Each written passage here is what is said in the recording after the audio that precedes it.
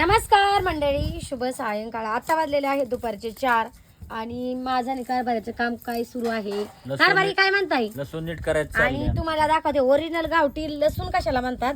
तर हा ओरिजिनल गावठी लसूण आहे, हे बघू शकताय तुम्ही. हा पातळ असतो असं आणि बघा हे जांभळ्या रंगाचा असतो ओरिजिनल गावठी लसूण. चायना लसूण असतो, ह्याच्यामधला एक चायना लसूण पण आहे मंडळी. तो कडक असतो, कडक एकदम. आणि हा बघा असं हे आमचं चाललंय स्वच्छता करायचं काम. बघा वरचा कवर काढलं कसं होते बघा.